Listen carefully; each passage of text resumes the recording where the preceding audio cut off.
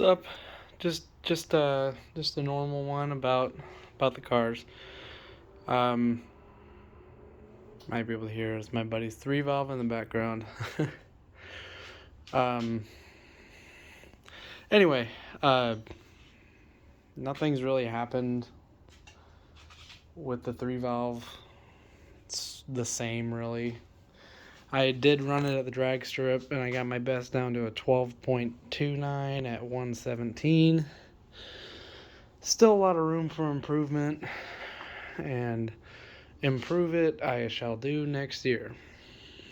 Plan on going back quite a bit.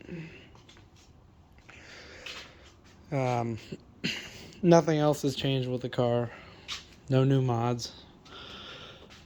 But I know my garage is kind of cluttery because of a project I recently did on this.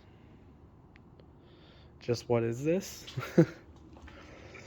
This is a 2012 Mustang GT, and it is mine.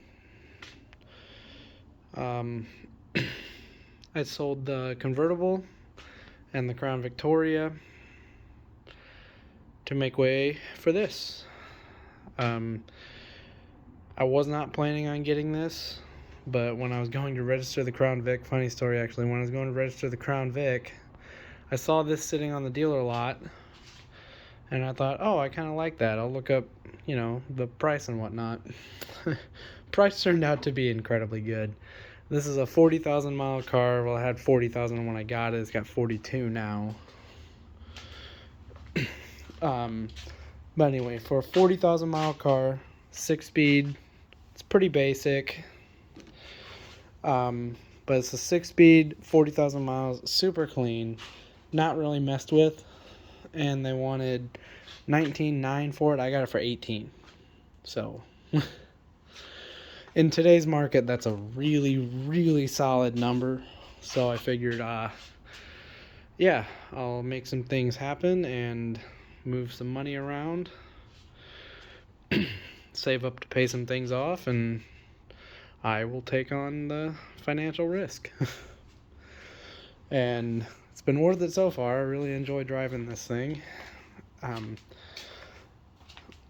Didn't really have that much done to it mod-wise. It had the wheels, taillights, SLP, muffler deletes, the GT500 spoiler, and that's it.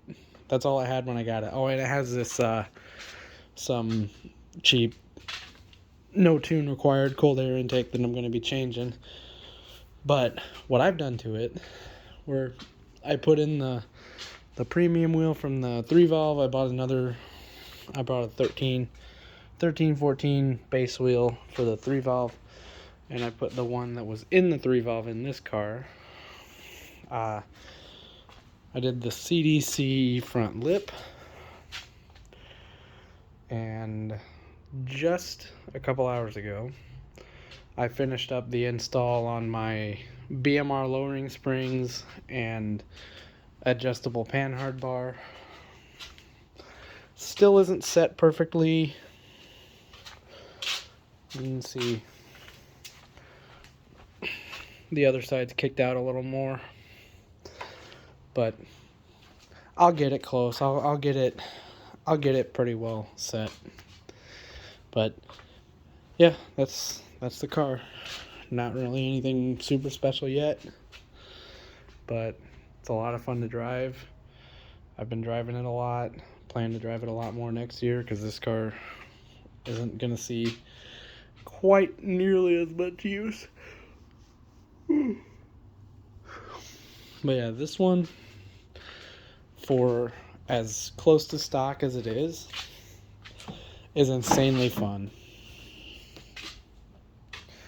Like, I understand now why people adore the Coyote engine so much, because it is very smooth, very responsive, very quick to rev, and it's fun out of the box. Like, you don't need to spend ridiculous money to make them rowdy like I did with another car. I mean, that car's still faster, but This one I think will be pretty close with just a few mods.